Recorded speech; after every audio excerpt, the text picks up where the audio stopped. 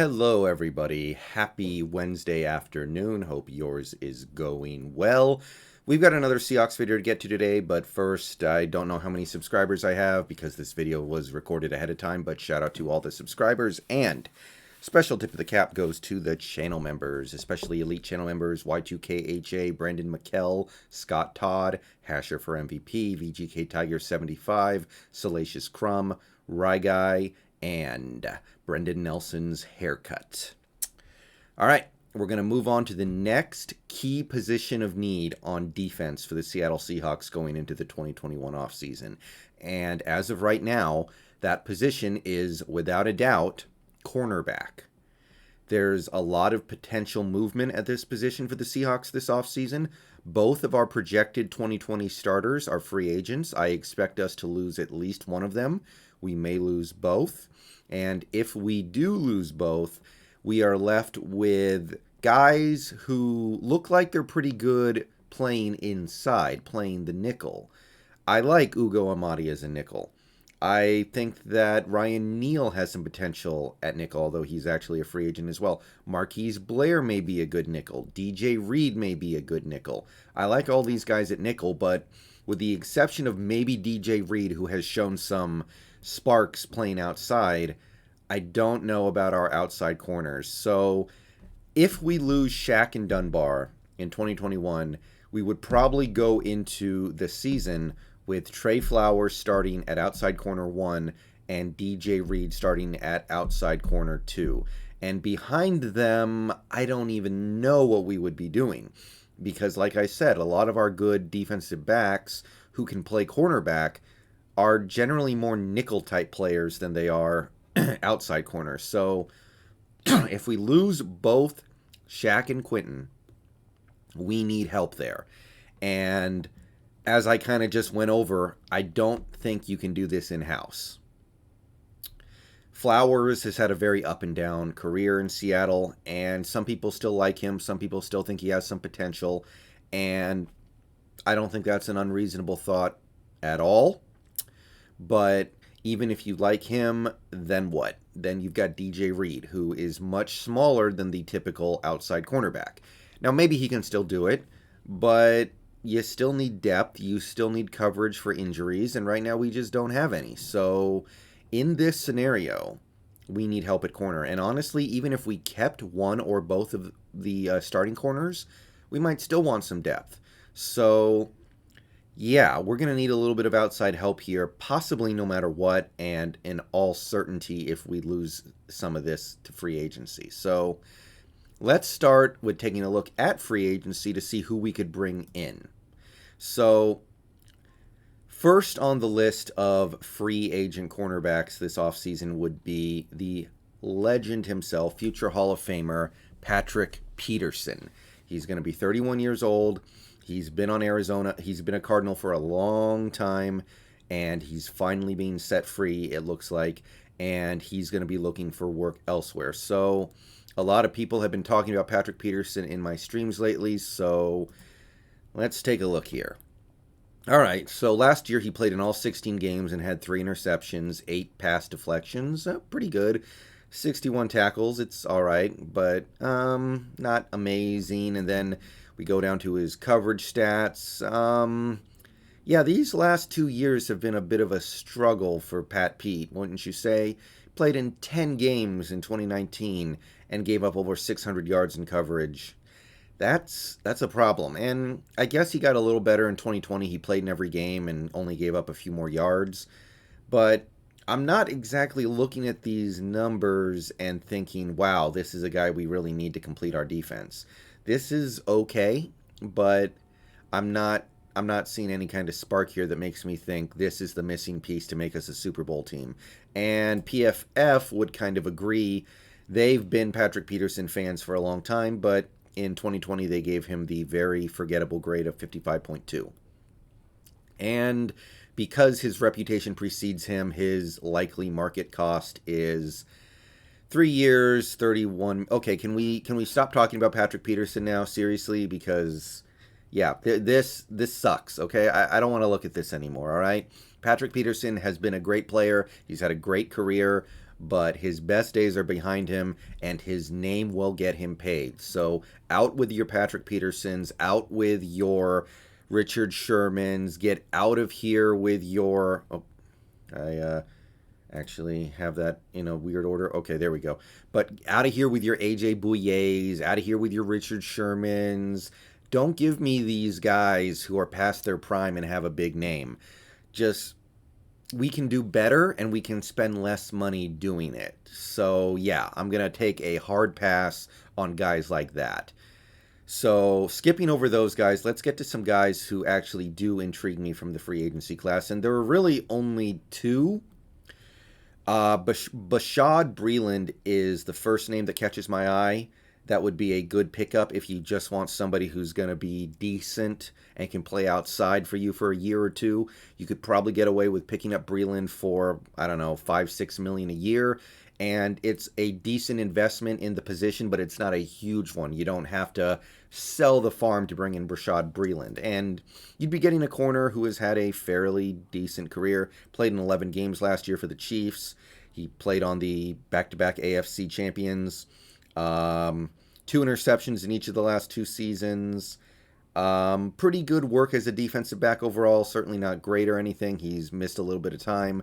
His coverage stats the last 2 years are actually pretty reasonable. Actually, I would say this is quite good. His QB rating allowed has been very manageable. He hasn't given up a lot of yards. His completion percentage allowed has been very low. So this is actually a pretty nice piece to pick up, and you probably wouldn't have to break the bank to do it. His PFF grade last year was almost 68, which is really good. So if you want to go get a solid piece for a couple of years in free agency, I think Bashaud Breeland may be your guy. The last guy I'm going to look at here would be the guy who is kind of sort of the big investment. Because in this draft, in this free agent class, there's no cornerback who I would have any interest in giving $10 million a year. There's no cornerback who I would give the giant contract. Just, if you're going to do that, just keep Shaq at that point, really. I'd rather keep Shaq than bring in Patrick Peterson on the same deal, honestly. But William Jackson of the Bengals is interesting. He's a guy who has been really good for the Bengals the last couple years. He's a guy who's middle-aged for an NFL player. He's got a lot of talent. And if you get him, you're getting a guy who might have some upside still. I'm not saying a ton. He's been in the league for 4 years. We kind of know what he is, but he might have a bit of upside, and he's done good work the last couple years. If you take a look at his coverage stats, they're quite solid, and he's a sure tackler as well. And for playing on a team that has basically been the worst team in the league overall over the last 2 years, maybe, his work in coverage has been quite good. His QB rating against has been good, and his PFF grade is very good, 71.4. So this is a guy who could play on the outside. He's 6 feet tall, which is kind of, for me, the cutoff between where I start looking at you as an outside corner. And you wouldn't have to break the bank to get him. It would be an investment, but not a huge one. Spotrac estimates 3 years, $19 million, basically. 3 years, $19 million. You might have to move a couple things around to get him, but it's not a roster-altering move. So those would be the two guys who really interest me. Bashaud Breeland, if you want to keep your costs down a little bit, or William Jackson III, if you're willing to splurge a little bit to lock up the cornerback position. Again, there are just way too many guys in this free agency class who play cornerback who are just like, I don't want to give you a bunch of money to fund your retirement tour as you give up 3 touchdowns a month. So yeah. All right. With that in mind, let's jump over to the draft.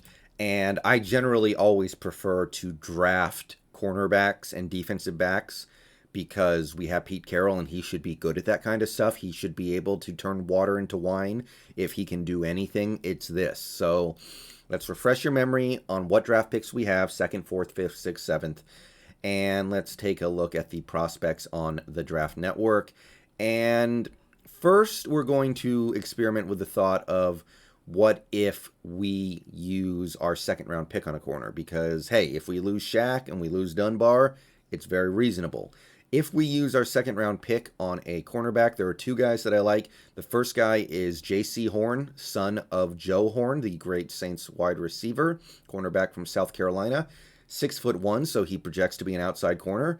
And over 3 years at South Carolina, he has played pretty well. This last year, he actually picked off a couple passes, so made a few more plays on the ball over his career. Pretty solid numbers. And he just strikes me as the kind of cornerback that I think Pete Carroll would enjoy molding. And the second guy I'm going to bring up here is from Georgia. He is Eric Stokes, 6'1". Again, that's just the kind of stuff that I look for when I'm looking for cornerbacks to play on the outside in a Pete Carroll scheme. He, also played 3 years at Georgia, and this most recent season had 4 interceptions, so he really became a nice little ball hawk. And this was in a, kind of a weird season, I'll grant you, but it's a nice performance, and in the 2 years prior, he had 9 pass deflections in each of his 2 seasons, so this guy, pretty good. Decent prospect if you want to get somebody in the second round. Next 2 guys we're going to look at are guys that we could get later, 4th round or later.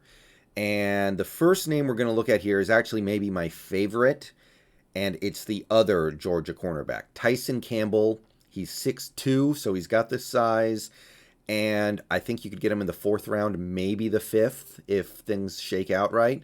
But Tyson Campbell strikes me as a Pete Carroll kind of cornerback. He doesn't have amazing stats so far in his time in college football for 3 years, but I think the talent that is there is very developable into something special with Pete Carroll. So when I was researching corners, this was kind of the name that stuck out to me as, I think I want this guy in the 4th round if he's there. If he's there, I want this guy in the 4th round. The last name I'm going to go over is the Washington cornerback that people aren't thinking about a ton right now. I know everyone's thinking about Elijah Molden, but it doesn't make sense to me. This makes sense to me. Keith Taylor Jr. He's the other Washington cornerback, 6'2". You know how I like that.